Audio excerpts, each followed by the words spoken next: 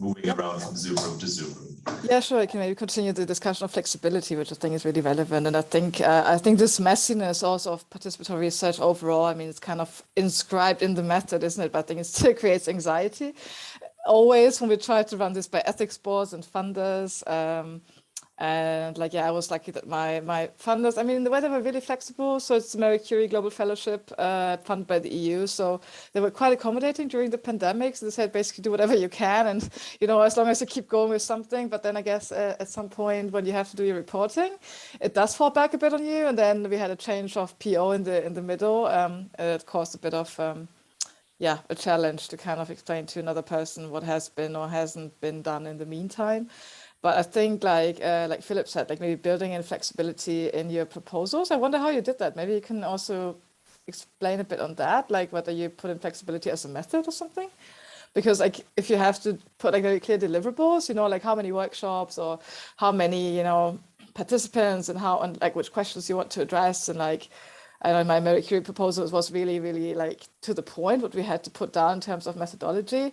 I mean, you can always say, okay, due to whatever reason, it didn't happen this way, but it would be interesting to see how maybe in the future as well, we can put in flexibility. Also maybe in terms of methods of going hybrid, you know, and like depending on what COVID does. Also considering climate change, maybe stop traveling around so much. Yeah, would be great to hear. So just a quick response before you go. I think I can open the bit and I can send you the paragraph afterwards of like what we've written into it. But it was basically we built the proposal around the need to decolonize approaches in participatory action research with youth, and considering that projects are oftentimes defined by the academic. We decided the ideas of the project and the core aim of the project in and of itself is to essentially put youth priorities and interests and facilitating that youth priorities and interests are addressed as a core objective of the project. And that then required us to apply a methodology that incorporates flexibility in itself. And there is a literature both within decolonial and co-productive methodologies that can be cited. We were still asked to basically list what we can do methodologically. So I've done some work around photo elicitation before. Olivia has experience with participatory video making. So there's different skills that we could mention. We said we will build on those. But obviously, our youth collaborators will need to guide us around this. The other interesting thing that really came up, and I think that was mentioned a couple of times, I think that's a question I'd like to sort of listen to answers from all of you, is how you navigated COVID. I think some of you mentioned that explicitly in your papers. With others, I've had conversations about it, but it would be good to hear this here. One thing we've experienced in our project was, in a sense, I think there's a lot of this move to the virtual, which works really well, but we're working with very different groups. So the Alto group on which we presented today is actually very well connected. So like WhatsApp groups, having laboratories and these kind of sort of virtual engagements worked very well with us. But we're also working with a group based in Amazonia, where people literally have to go on a boat journey for 30 minutes or more to reach the next internet connection. So we're writing about this at the moment together with Olivia, and we call this essentially the displacement of a shared space, whether that is virtual or presential. And here again, it actually became important that our youth participants are not just participants, but co-researchers who are paid through the project, who without our presence can undertake different activities. And so like kind of what we're arguing for is the need to really contextualize the need of how do you work virtually, how do you work in a face-to-face setting, and these kind of things. So this is just one reaction of adaptation of a collaborative approach to the context of COVID. I would really like to hear from you guys, Margot, Jessica, Zimbarash, Olivia, of course, as well. Susanne, how you navigated these challenges, and more than happy to share that. Margot, who would like to come in? Okay, yes, Margot. I mean, we started doing the project, and like most people, within a few months COVID had hit and we had to reconsider everything. And so first of all, we put the project on hold. I mean, and it was temporarily on hold for a little bit. And then we things lifted a little bit, and we were able to hold our first couple of workshop, and we did it in the freezing cold lecture theatre at the university, and we had all of the windows open, and we had everyone wearing masks, and we had everyone sanitized, and we had everyone freezing to bits and pieces because we were all terrified of getting COVID and giving each other COVID. And we, instead of having, there were only, at that point, there were 15 youth representatives in Johannesburg. And instead of having a bus, which would have sat 15 people to transport people, we had a 60-seater bus. So that it gave everyone space, and then they had to travel with the windows open. So there was like really practical, nitty-gritty kind of stuff that we had to deal with along the time. And then in terms of the actual research, we went online to a large extent, and we were able to send people data bundles, so that they're able to have data to be able to respond to us. And we set up a series of WhatsApp groups. We set up, which we used quite a lot. Then people did a lot of training online. So we set up online training systems, which happened in small groups.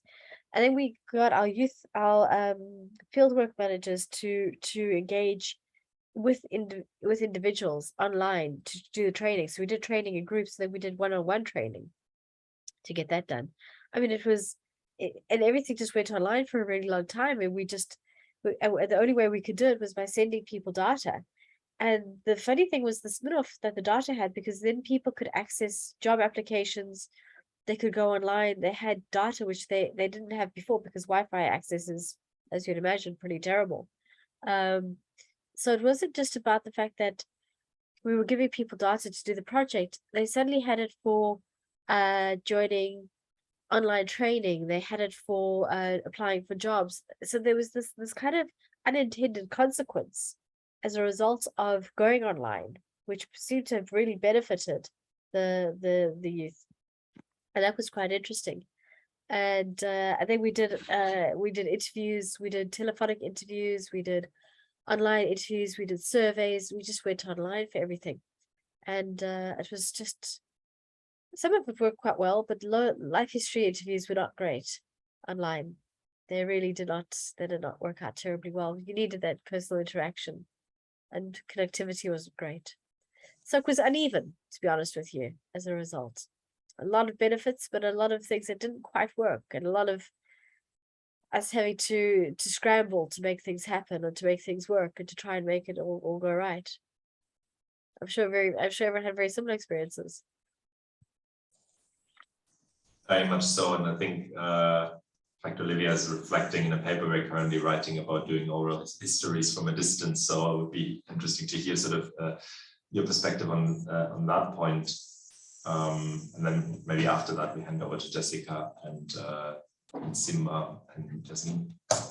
Yes, I was actually thinking that I believe it works really differently when you have already established a relationship, face-to-face relationship with someone, and then you move to online to continue a work that you have already started face-to-face, which was the case with my previous project.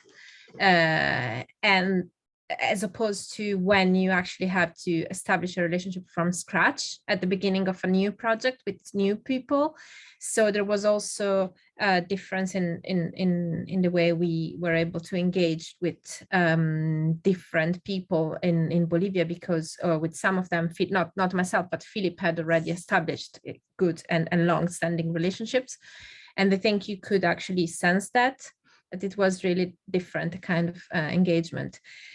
And also, I think another issue, a part of the data issue, which is a big one, also in terms of reproducing the very mechanism we are trying to get rid of in terms of horizontality and more equal relationship and research, etc., is that the virtual interaction are also tiring in terms of relationships building.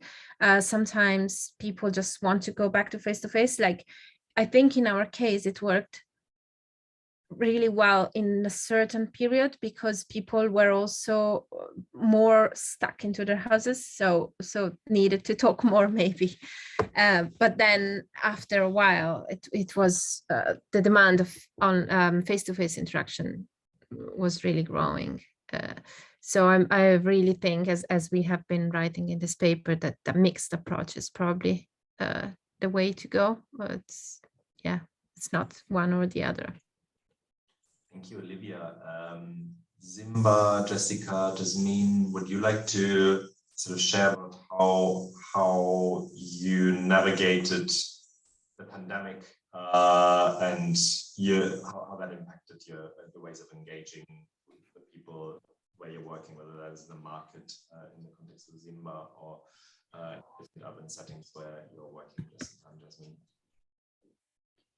Well, if you want, yes, it was actually extremely challenging because the youth are actually from a vulnerable area. So in terms of access to internet, even to phones, actually was a challenge. So they had to actually take the phone of their families, a family phone. They basically didn't have a computer, which was to connect to Zoom sessions, for example. So we had to rethink all our methodology and actually make sessions really shorter, and also because classes went online. At some point, they were really bored of all the virtual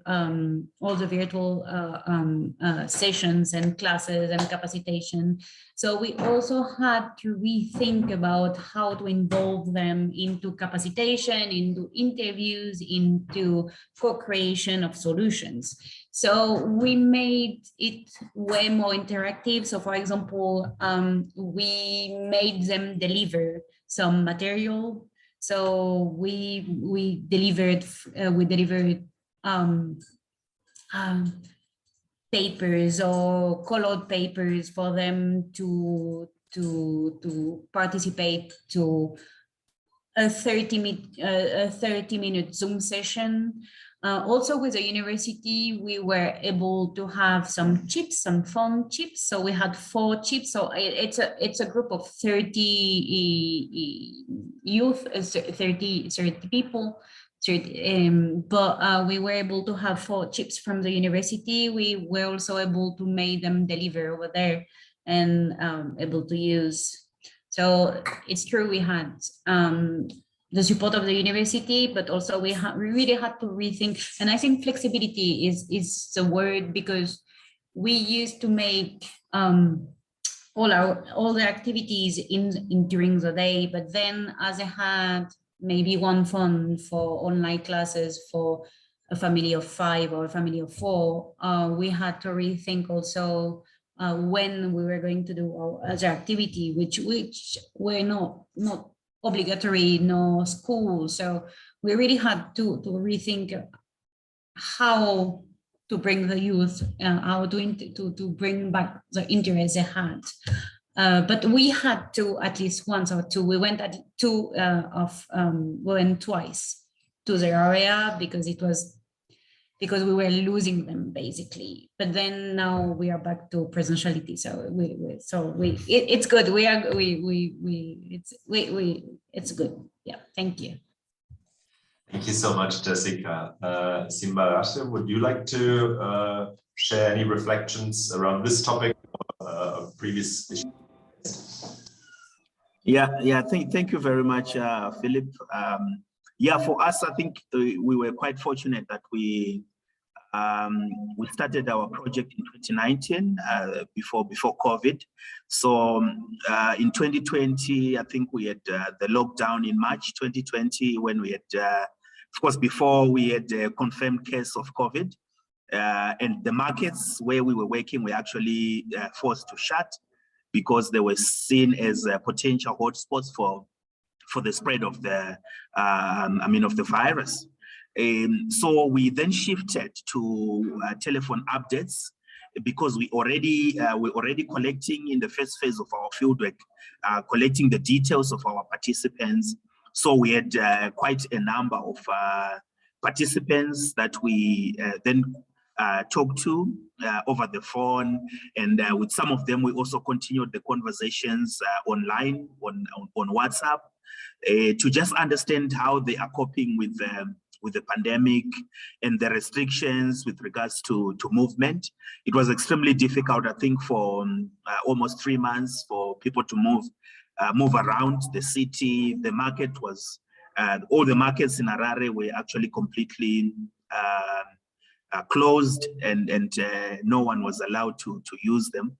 So we relied on phone updates. We regularly called, like almost twice a week, to understand how they're coping with the pandemic and what they are doing to survive, and all those other things. And then for those that had access to WhatsApp, some of them were actually even showing us pictures of what they are doing, resorting to alternative markets that are closer to where they are staying, or even selling outside their gates, although the police were doing some kind of patrols and forcing people to get indoors.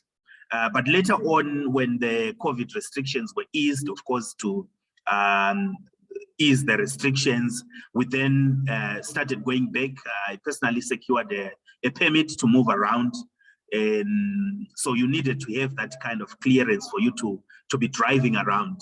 And that's how we managed to continue to interact with the participants. But yeah, it was difficult for us. It was also difficult for the participants. Yeah, thank you, Philip. Thank you very much, Simarash, and thank you also to Jessica and Olivia for really insightful contributions. We're in an open session, so we can continue, as far as I know, until 2:30 UK time, so that's 20 more minutes. Would anyone like to share anything else in relation to comments, issues that are raised so far, or questions that they would like to pose at this stage? There's already a chat in the actual chat about the next events and where to continue these kind of conversations, so that's great. And yeah, Margot. It's just a question that I have. I mean, one of the things that we really have had to manage very carefully is expectations. You know, the youth representatives that we're working with, both in Hawassa and in Ekangala, but more so in Ekangala, really did expect us to be able to help them find jobs, help them get houses, help them do whatever. And we said we were very transparent right from the beginning that this was not the case, that we were simply researchers, and that we wouldn't be able to. But it was something that persisted, you know, through the course of the project, and we did try and respond as much as we possibly could to that. But I was just wondering what if other people had also expectations that needed to be managed, and how they were able to do that with the young people that they interacted with. Really good question. I could see that Jessica was raising her hand. So maybe you come in first. Sorry, it was for another comment, but yes, I agree. But we didn't have really this issue because we came as a university. So University of Costa Rica is actually quite renowned, so they didn't expect us to actually solve issue. They might have expected us to be able to bring them back to the university to actually make the exchange a bit more from both parts, but we were not able to do it actually we were not able to do it because of administration at the university, which was a shame. But that was another comment. So if you want to comment on what Margot was saying, and maybe fire away your comment, and then maybe we can have one last round of reactions, considering that even now time is running fast. Mine, you were saying, okay, yeah. Well, I thought that was really interesting working with youth. It's actually youth, I think, is at the heart of many policies and topics and discussion at national, international level. But once you actually have a look at youth in like local look at the youth, is that nothing is actually designed for them. Nothing. Well, we're talking about sustainable development, and we need to give to the future generation resources. And actually, really, like, if you have a local look at youth, nothing is actually designed for them, and we still face the same issue of planification, and we still school planification, and we still look. And actually, it's nothing is actually. So much, we talk so much about youth, but nothing is actually designed for them, and everything is focused on adulthood. Well, adulthood, I'm not sure if it's a word, but on adults' actions. And so having a look at the action of the youth facing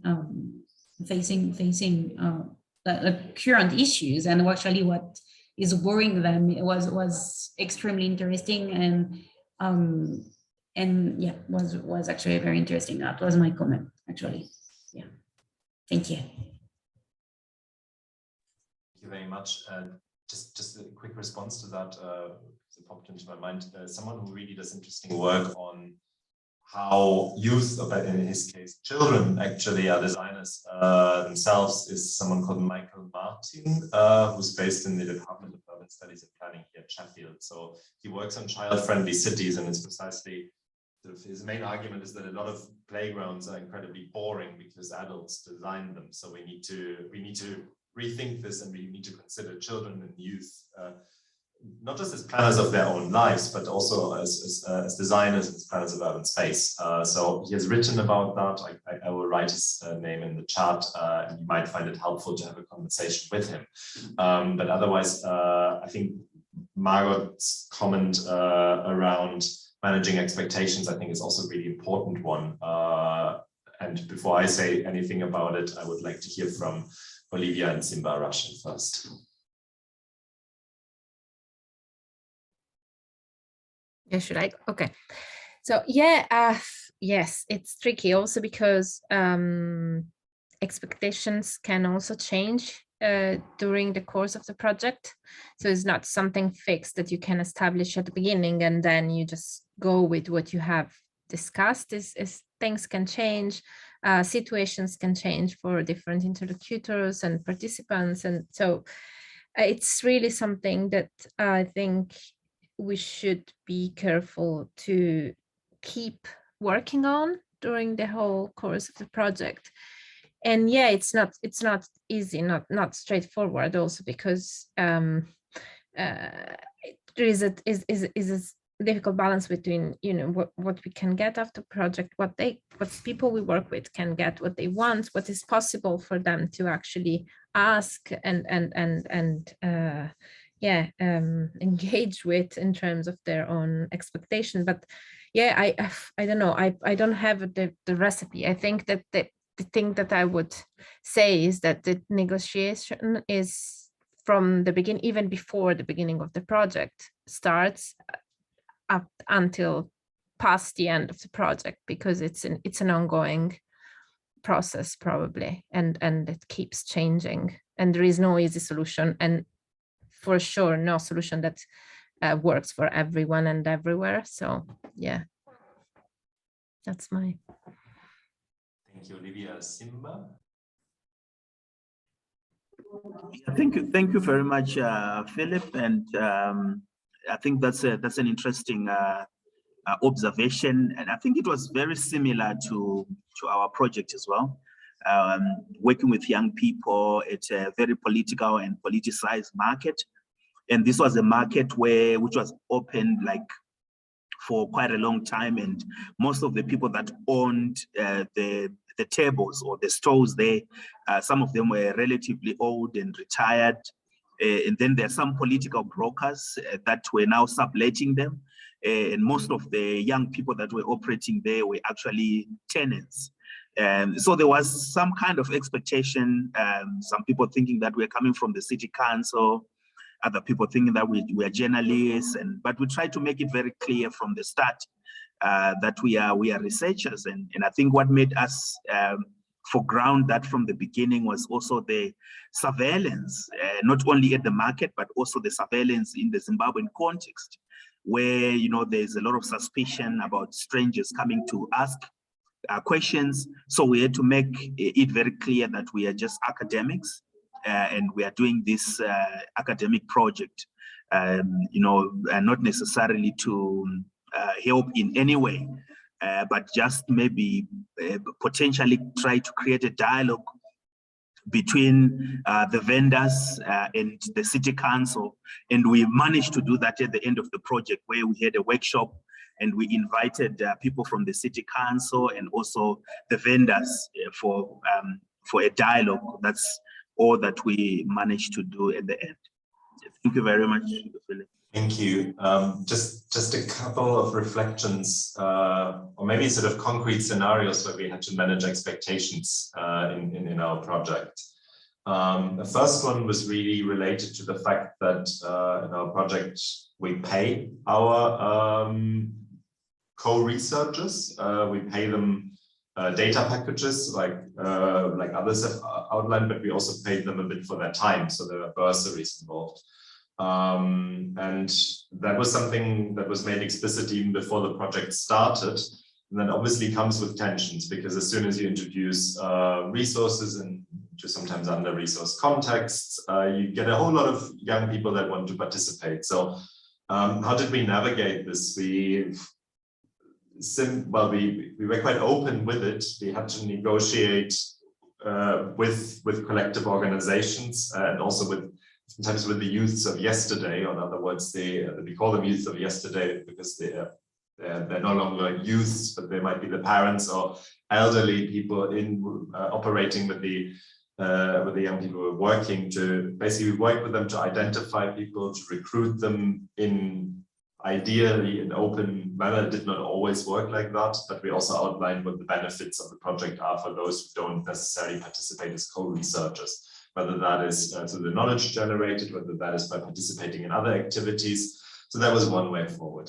The other thing that really became clear for us is, I think, that a project and entering, even as a university with a project on youth, and ours is the title of Development Alternatives, automatically generates expectations. So in our Amazonian case study, we have one youth co-researcher called Nicole, who in one of the earliest meetings we had presented us her project idea. And that was not a research project, but she's essentially dreaming of setting up a youth initiative where young people can have a boat, go along the river and learn from each other. And she was hoping that we set up this initiative, which is a practical intervention for which we don't necessarily have the resources nor the capacity. So again, it was around openly navigating of how we can somewhat speak to this dream, but through the lens of research. So yes, we can engage in a co-learning exercise, but we probably can't buy a boat to go along the river. And being relatively open about this was another element. And I think the other thing was the intergenerational component. I actually found that the expectations of the youths of yesterday were sometimes more difficult to navigate than the expectations of the actual youths with whom we're working as co-researchers. So whether that is parents, relatives, or people in, I think the colleagues from SDI referred to them as sort of the mother organizations, who had very different expectations of how resources in a research project should be used. So to cut things short, I don't think we have a very clear answer, but the flexibility that we deploy in the project allowed us to navigate expectations to a certain degree and to at least undertake projects that link some of the expectations that our youth collaborators have for themselves, whether that is setting up an enterprise in the future, whether that is running the school in the river. It's like, kind of, how can we actually generate knowledge, and how can the knowledge production process contribute for them to perhaps get a step closer to this without necessarily financing this kind of intervention. It's a tricky one. It's something that will always be full of tensions and unresolvable. But I think, again, it's just quite important to speak openly about that. So I don't know whether that answers the question particularly well, but these would be my sort of food for thought on that. Any further reaction, comment, question? We have 9 minutes in principle, so we can use them. But if people say, okay, talked enough, then that's also fine. It's entirely up to you.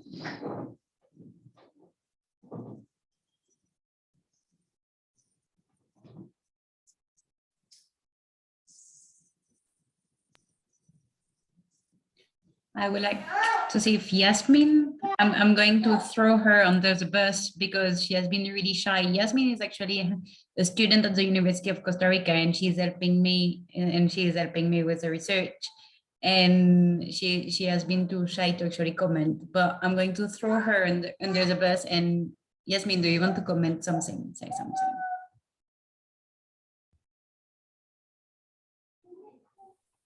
And good morning. My English is not very well, but I try to communicate with yours. Costa Rica in this moment work very hard about the climate change. It's very complicated because the vulnerable society is very big, increment constantly, but the vulnerable social is a problematic. But the government and institutions, public institutions and private institutions, working about the planification and contributed the knowledge, science knowledge, because the climate change, it's very affect principally the productions, in this case, the vulnerable society, children's juvenil, la parte juvenil. I continue to extract new strategies about the mitigation, adaptation, work constantly investigating more because the University of Costa Rica in this moment work constantly involucrated the sustainable strategies. Costa Rica in this moment try to change the mind of positive forms, because the impact principally in Guanacaste, a province Guanacaste, is very complicated, but the social in the urban society is more complicated because the sustainable is not very well, and I try to change, but it's very complicated because the vulnerable is incremental constantly. But it's very important the new strategies about the universities and educations is the better form for Costa Rica increment the mitigations, adaptation, and this vulnerable.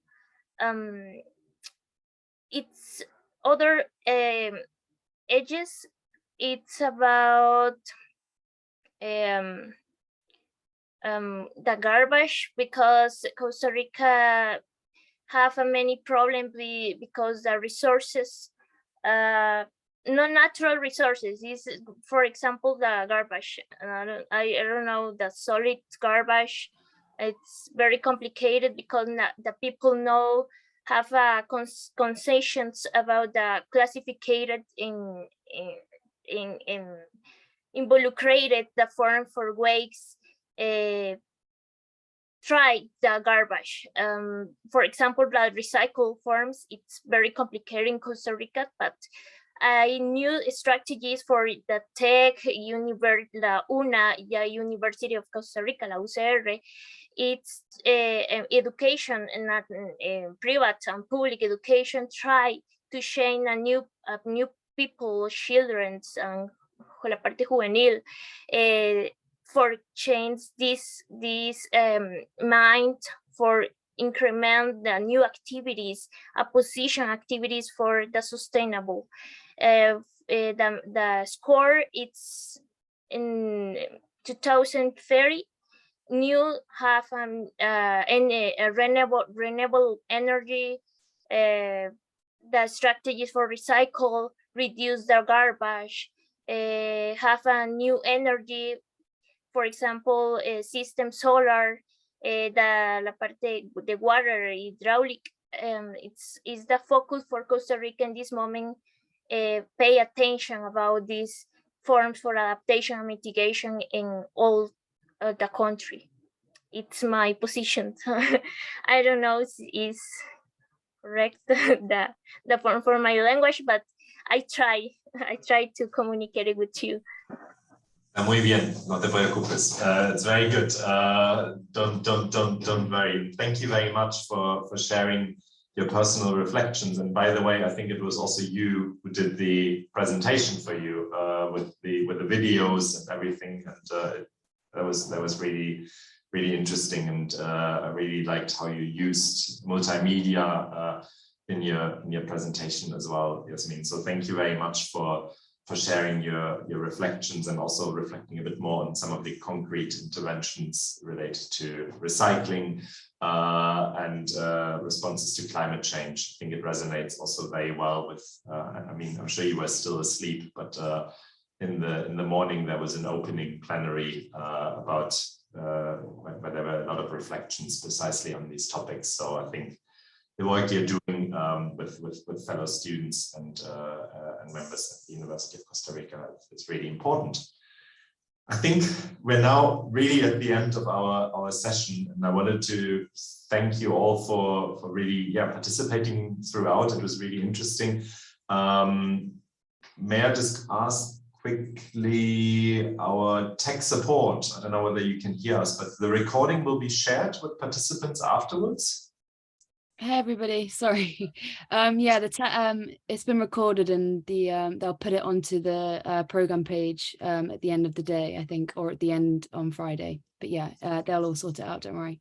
That's brilliant. No, because it was also, I think we left the other room and then there were lots of good comments in the chat. So I think it's good to know that this will be shared. You'll have access both to the recording and to what is in the chat. And yeah, otherwise, from I think my side, I'm sure also from Olivia's side as panel organizers, this has been fascinating, and I hope we stay in touch. And yeah, wishing you all the best and good luck with your ongoing research endeavors, and maybe see you at some forthcoming conferences as we've chatted about in the chat.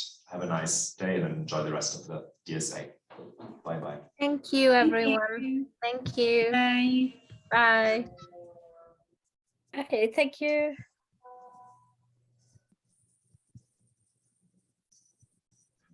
Philip and Olivia, just quickly, I just want to check that everything's been okay tech-wise, and there's any messages I could pass on to the IT team or anything.